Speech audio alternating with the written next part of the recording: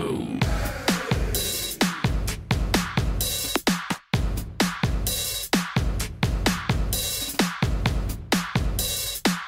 Shutterstock Music.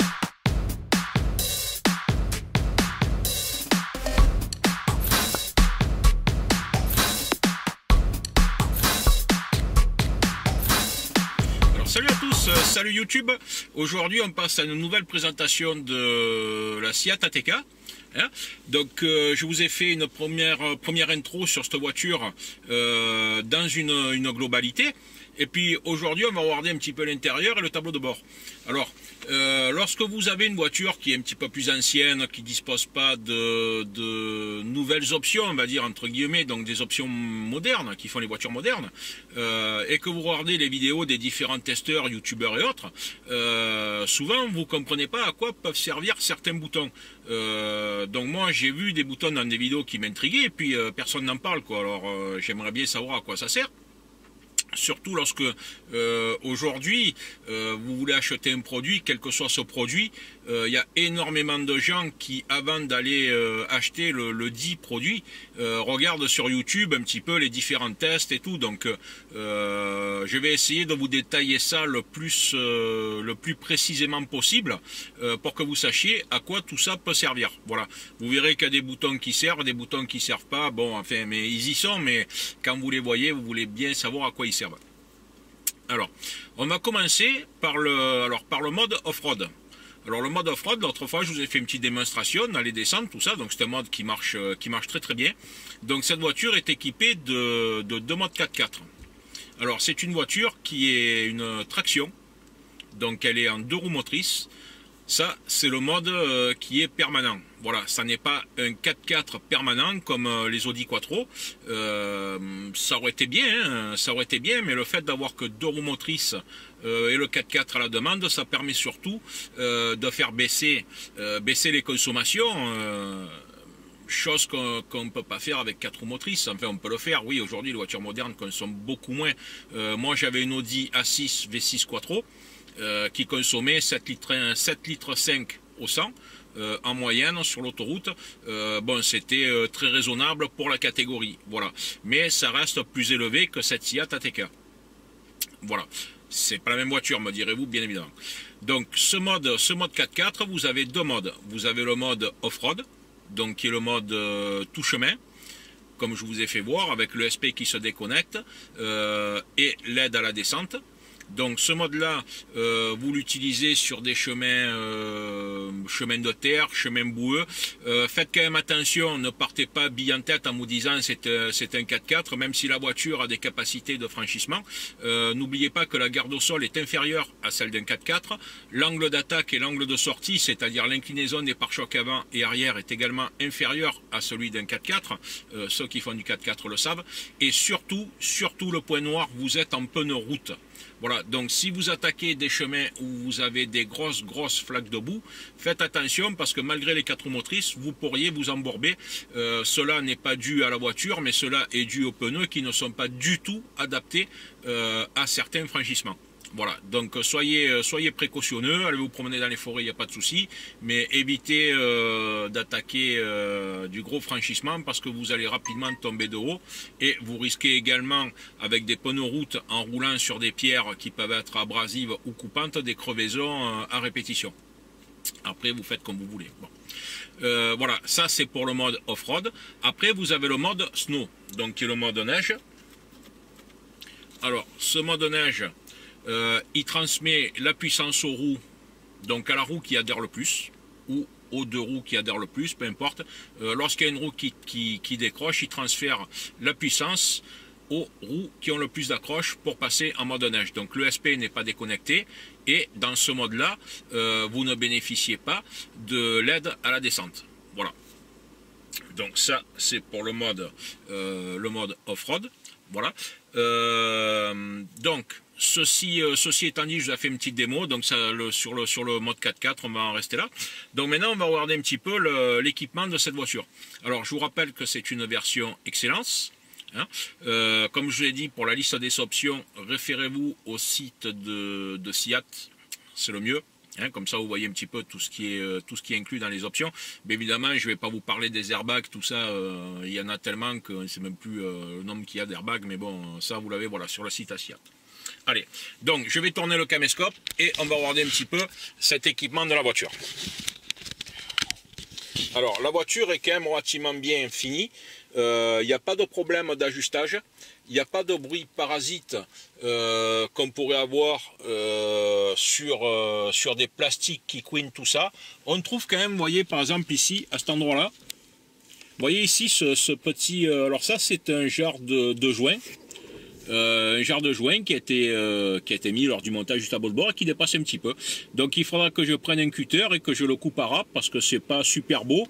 Et puis quand je conduis, je l'ai sous l'œil. Donc c'est pas bien terrible. Alors, on va commencer donc par la partie du toit panneau. Je vais fermer parce que ça fait un contre-jour. Donc je vais fermer le ciel de toit.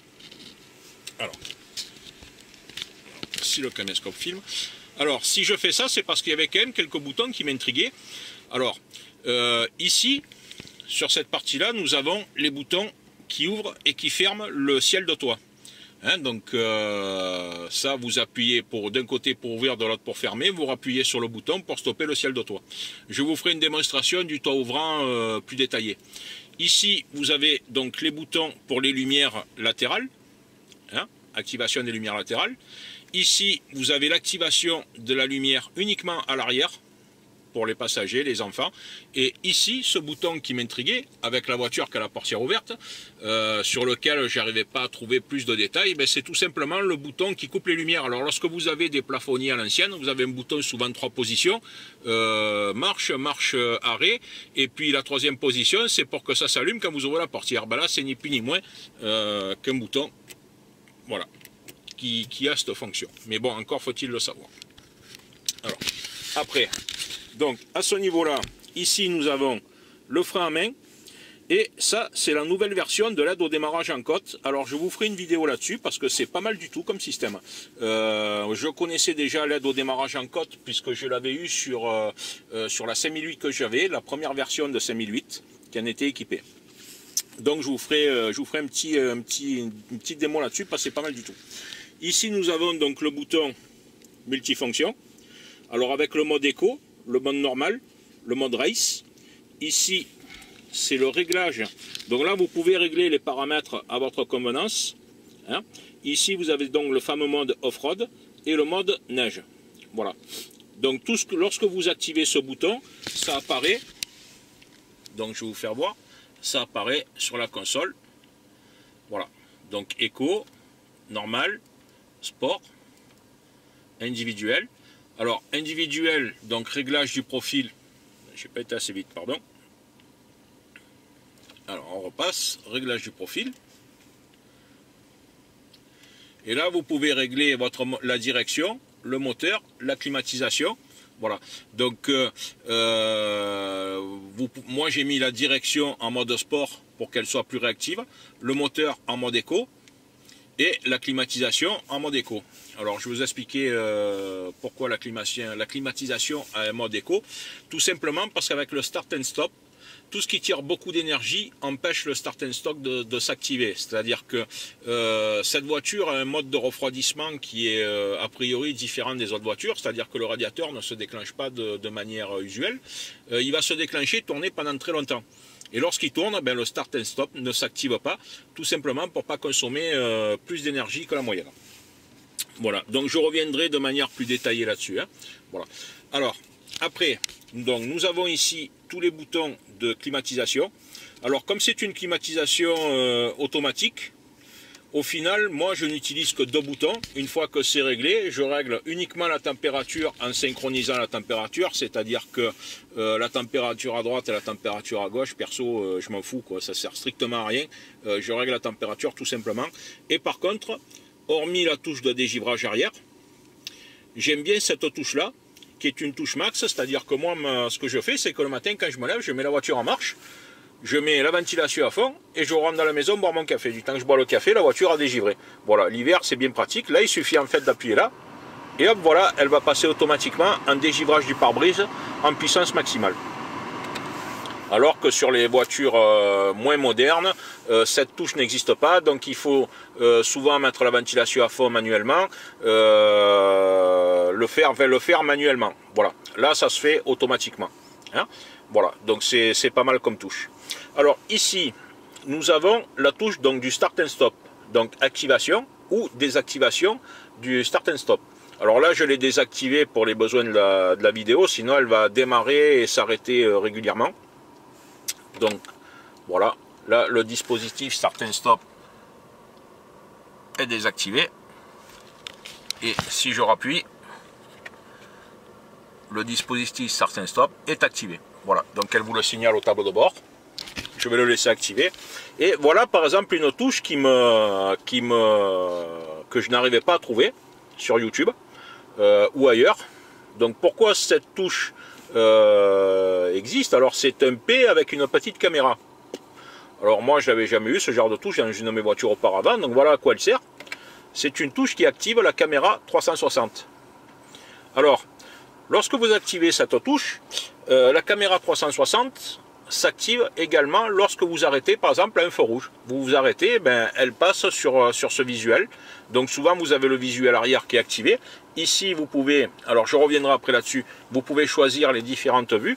Mais par exemple la caméra 360 s'active. Et puis lorsque vous redémarrez et que vous atteignez une certaine vitesse, la caméra se coupe pour repasser au mode normal. Donc ici on a les warnings.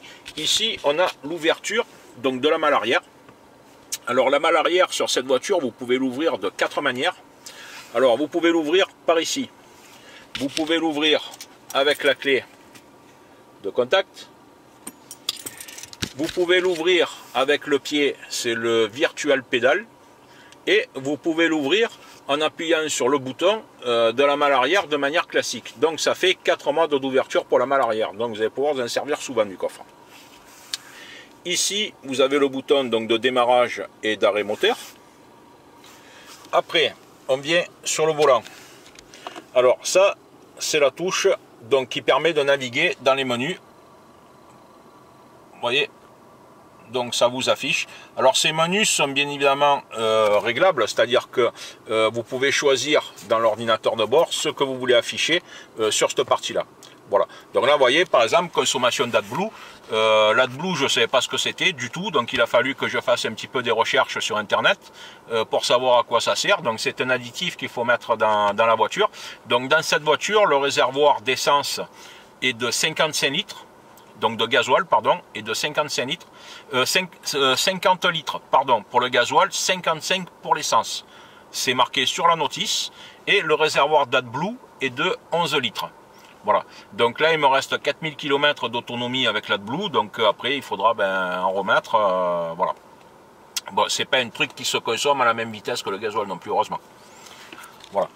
Alors, ce bouton là, donc sert à naviguer dans les menus du tableau de bord.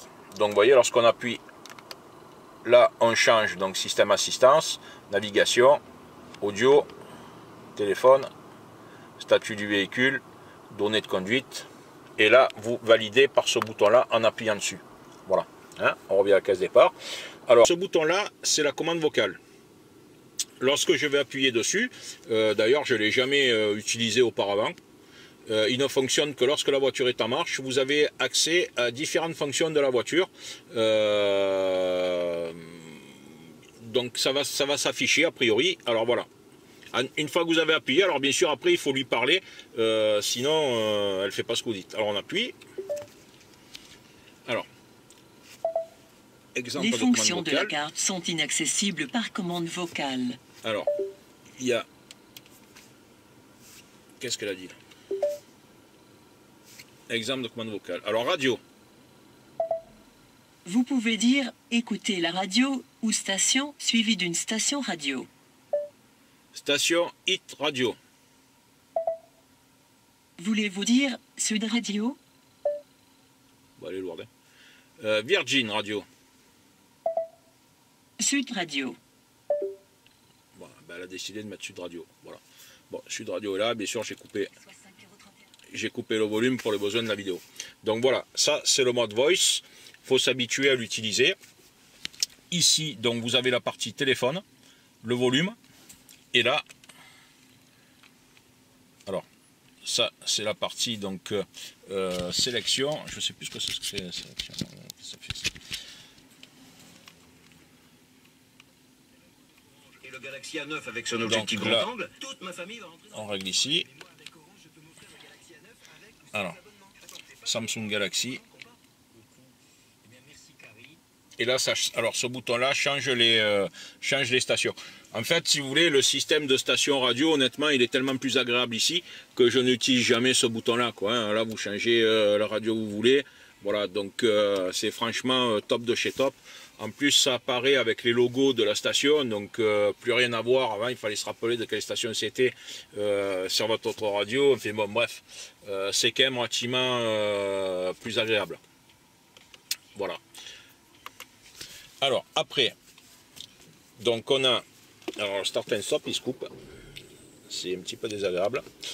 Ici, nous avons donc la partie essuie-glace arrière, avec ici le réglage de la vitesse. Ici, alors nous avons les phares automatiques clignoteurs classiques. Et là, donc si on appuie sur ce bouton qui se trouve ici, là, hop, on accède directement au système d'assistance de la voiture. Donc là, vous avez accès au lane assist, à la détection d'angle mort, donc qui apparaît sur les rétroviseurs. Donc bien sûr, c'est limité dans le temps. Alors le rear traffic et le front assist. Rear traffic, je ne sais pas ce que c'est, faudra que je regarde. C'est une option, ma foi. Bref, voilà. Donc vous pouvez y accéder directement via ce bouton. Sinon, vous pouvez y accéder via les réglages de cette partie-là qu'on va regarder après. Ici, vous avez le limiteur régulateur de vitesse.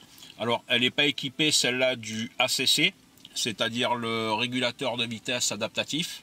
C'est un régulateur de vitesse classique qui fonctionne super bien, par contre. Là, vous avez l'allumage des phares, hein, selon les positions, la fermeture des portières et ici le classique combiné pour les vitres électriques. Voilà.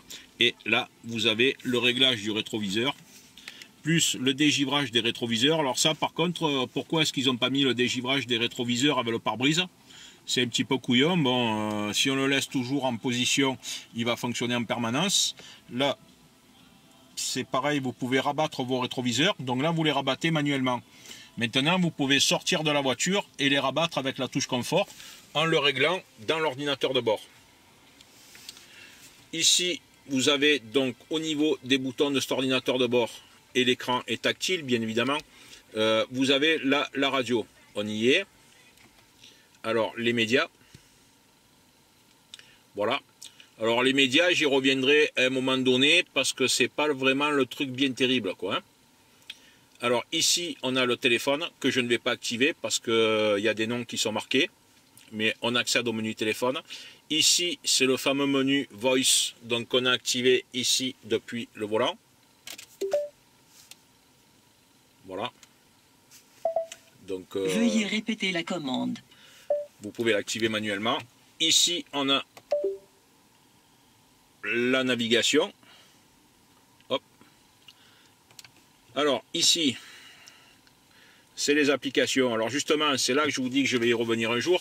Alors, Android Auto fonctionne parfaitement. Donc là, vous voyez, le Start and Stop a réactivé la voiture parce que ça fait trop longtemps que je suis arrêté.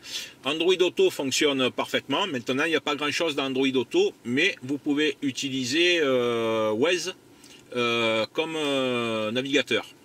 Hein, puisque même si le GPS est équipé sur cette voiture, certains préfèrent Waze, mais bon, là, vous pouvez l'utiliser avec Android Auto. Apple CarPlay, bon moi j'ai pas d'iPhone donc je ne sais pas ce que ça donne. Par contre MirrorLink ne fonctionne pas du tout. Voilà, donc c'est vraiment un truc abominable. J'ai passé des heures à essayer de le faire marcher, ça ne marche pas. Voilà. Donc MirrorLink, j'ai regardé sur YouTube, il y a des tutos, il y a des gens qui chargent des trucs, qui routent leur téléphone, qui ci, qui là, fait là, c'est nul, voilà, nul, il n'y a pas d'autre mot, c'est nul. Voilà, ça ne marche pas. Et il y a ceux qui arrivent à le faire marcher, ils donnent très peu d'explications, alors ça serait bien qu'ils donnent vraiment des explications pour expliquer comment ça marche. Là, vous avez le mode donc réglage de la voiture, donc vous pouvez régler différents paramètres en rentrant dans l'ordinateur. Donc système CC, pneus, éclairage, système d'aide à la conduite, stationnement, manœuvre, éclairage d'ambiance. Vous voyez, ouverture, donc ça c'est les ouvertures préprogrammées, combiné d'instruments, donc tout le détail est ici. Vous avez ici y compris la touche service qui vous dit voilà, service entretien dans 28 300 km ou 651 jours, hein. Voilà, donc tout ça vous l'avez dans ce menu là. Et là c'est le menu donc principal. Alors sur l'ancienne version c'était avec des photos, je trouvais ça assez joli, et puis finalement ils ont mis ce menu là maintenant qui tourne. Pour moi ça sert à rien. Alors en plus vous n'avez même pas besoin de le faire tourner, puisque si vous êtes là il suffit d'appuyer là et puis voilà, il y va tout seul. Donc bon, c'est une mise à jour qui a été faite. Voilà. Donc au niveau de l'autoradio, vous avez ici le lecteur de CD qui se trouve dans la boîte à gants. Voilà.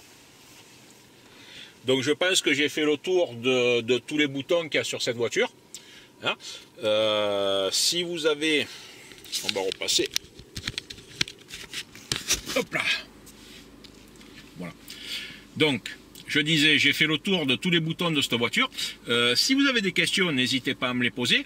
Je ferai des vidéos détaillées de toutes les options principales, comme le lane assist, comme le fameux frein d'aide au démarrage en côte, et toutes ces options-là qui sont des nouvelles options, mais que je trouve quand même importantes. C'est-à-dire, quand je dis importante, c'est que lorsqu'on y a goûté, on n'a pas envie de revenir en arrière. Voilà.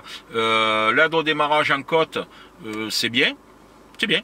Voilà. Donc, moi, je sais faire un démarrage en côte à l'ancienne avec le frein à main. Je sais faire un créneau avec le frein à main. Il n'y a pas de souci.